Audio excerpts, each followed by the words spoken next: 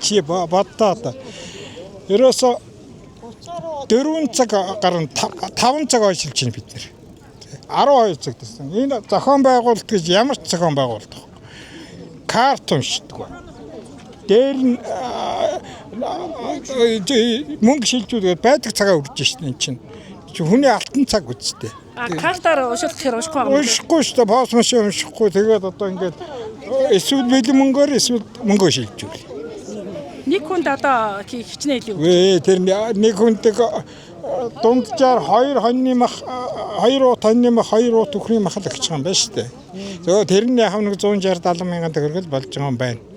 Тийм тэгээ одоо бид нэр би 50 дээр дэндээс ойчилж явсаар байгаа л ингээд явсаар байгаа л энд ирж байгаа урдаа 50 хүнд. Ямар ч зохион байгуулалт. Та хэдэн цагаас эхэлж очирсан? Би 1 цаг болж ахт л ирсэн шүү дээ. Тэр модны тэнд л байж ахт ирсэн. Тэгэл явсаар байгаа л одоо нэг 40 хэдэн хүний да. Яндлаар. 1 цагаас хойш гэдэг чинь одоо бараг 4 5 цаг4 очирсан. цаг гаранд очирж шүү дээ. Тэгээ ерөөсөө та нарын махныханд нь хил юмдээ хүртээмжтэй энэ чи 2 машиныг зэрэгцүүлж авчирч зогсоож байгаад мөнгөө таад бэлэн мөнгөний нэг авдаг пост машин уншдаг дансаа шилжүүлдэг тийм энэ чи тэгэхгүй тэгээд энд нэг махын авч хийж байгаа хүн нэг мөнгөний авч байгаа хүн нэг л биш. Ийм зохион байгуулалтгүй юм байна гэж одоо байж болохгүй үнэндээ. Та нар тэр цааш нь тэр хөдөө аж ахуй яамч байна уу тэр хотын захиргаач байна уу хэл энд ард түмнийг ингэж юу яаж болохгүй зүгээр ховор байж болно.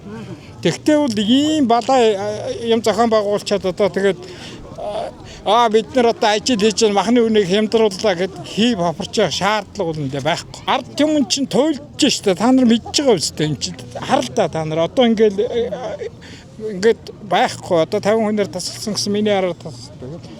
Ямар сандаа хэрүүл хийгээ эднэртээ одоо чиний урд хүн байгаагүйгээд одоо ингээд ийм юм зохион байгуулчаад байгаа юм зохион байгуулж байгаа гэдэг ганцхан машин авчирчаад 7-8 компанигаа үзтээ 7-8 компаниас ягаад нэг 2 машин авцраад яваачдаг хангуул дүүрэг чинь хүнийхээ юугаар мягтрал ихтэй болох төр чинь хүн болгонд мах идэхийг хүссэн шүү дээ. Тийм биз дээ. Ийм арчаа байхгүй үнэн хүү хомдол